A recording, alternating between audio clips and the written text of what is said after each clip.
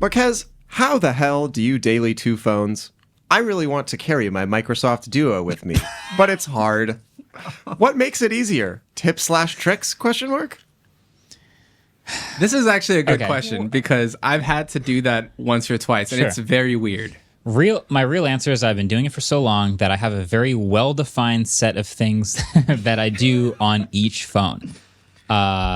So I did use the Duo as one of my two phones for a while. The current setup is it's always one Android phone and one iPhone. So when a new Android phone comes out, that will swap in. When a new iPhone comes out, that will swap in. And then I very quickly know when I'm about to go do something on my phone, what I'm going to do and which phone I'm going to use. When I'm testing a new phone, I try to do everything on that phone. When I'm done with the testing, I go back to my dual phone life, which is like my Tesla app, which is just like the Bluetooth connection is better. It's my phone key, my weather app, which at this point is Carrot. A lot of like taking videos, of course, on the iPhone. Like I just know when I'm going to do certain things, I default to the iPhone. And then on the Android phone, that's like, it was Flamingo for Twitter. Now it doesn't matter.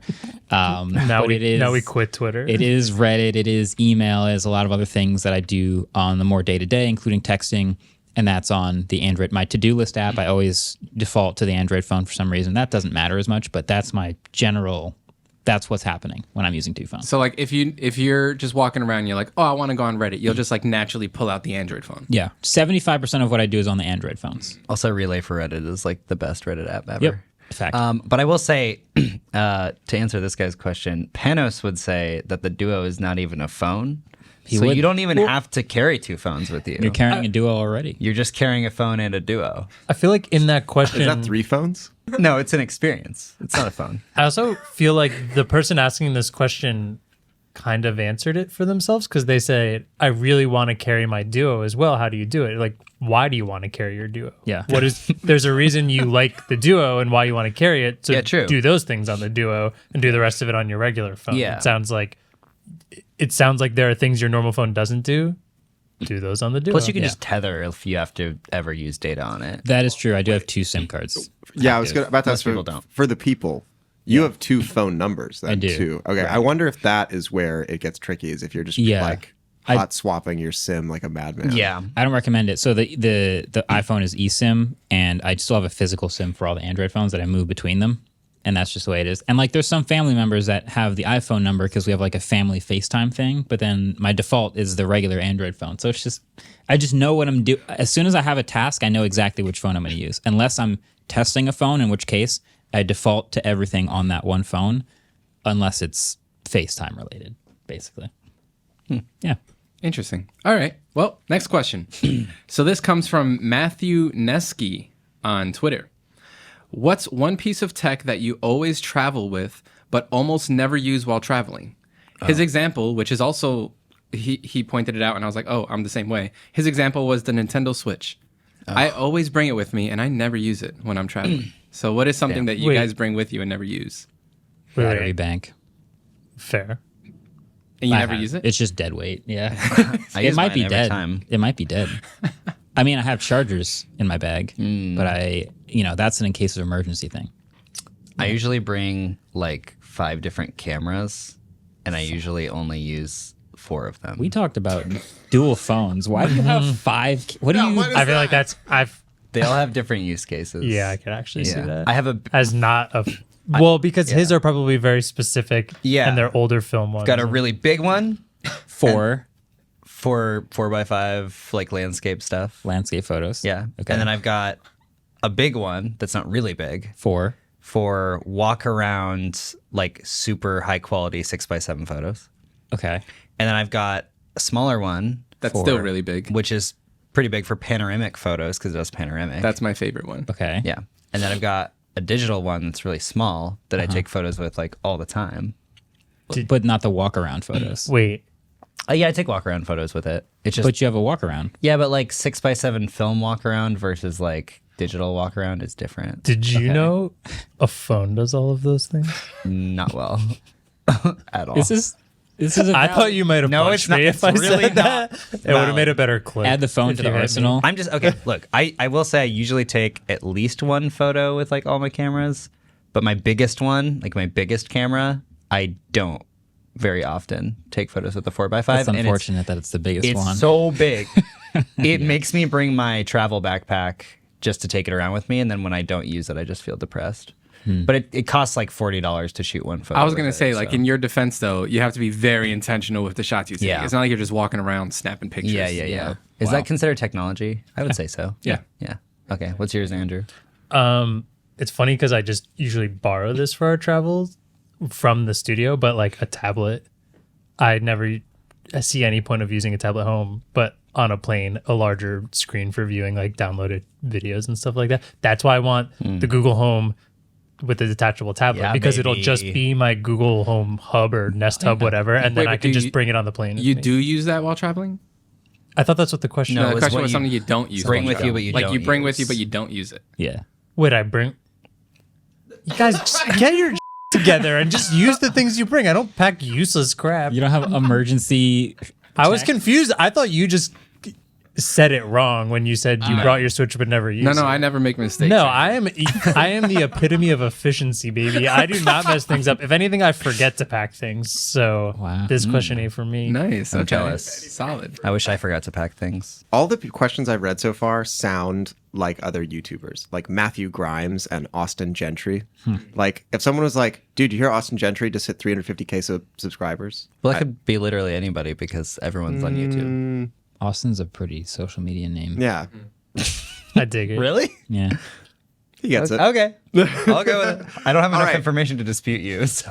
Austin Gentry asks, in a world of technology, what is a piece of tech you find completely useless? I think the fun thing here is arguing if there's a useful part of something like that, because all of those actually, like, there could potentially be some usefulness in blockchain. yeah. There could be some usefulness in VR in general, which is like I consider the metaverse. This is I the don't most like them. but- dangerous question because we're going to get, like, no matter how niche it is, we're going to get people out there being like, yeah. being like, I use that every day. What are you talking about? What do you have an example? Yeah, I do. What is it? I think smart fridges are dumb. Oh, I agree with that. Yeah. Why? You could see if you have eggs. I actually do. Can you, though? I have a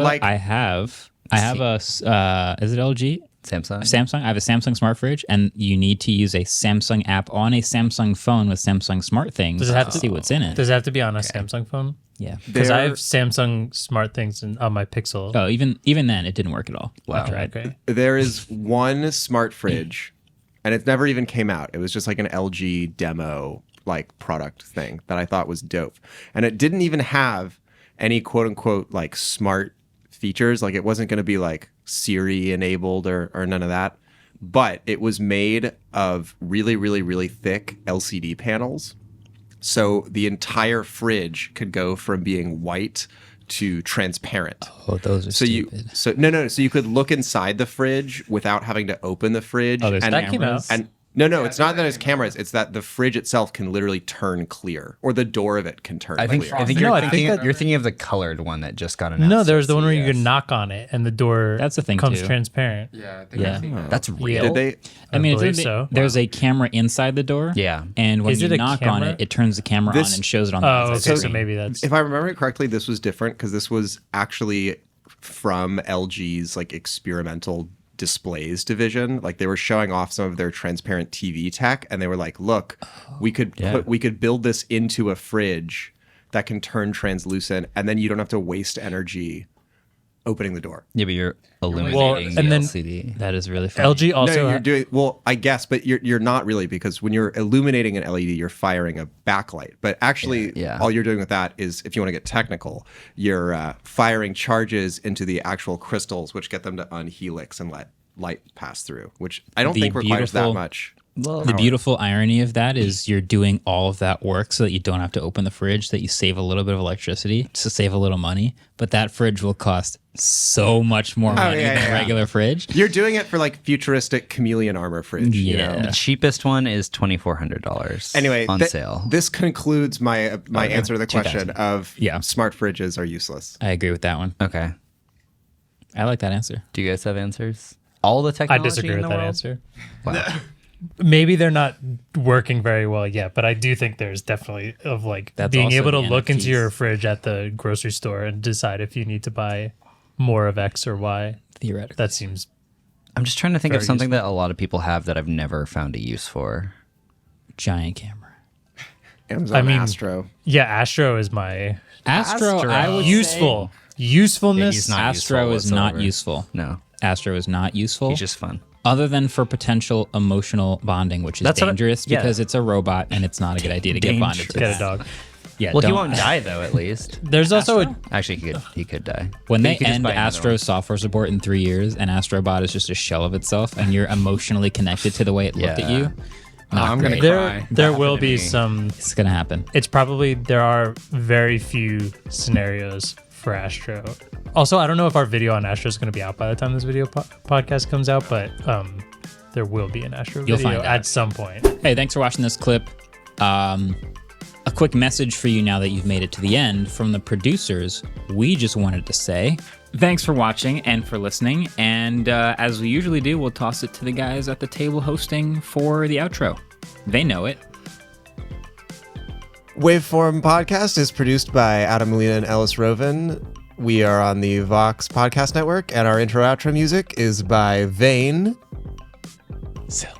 We wanted Clip's outro, not the regular outro.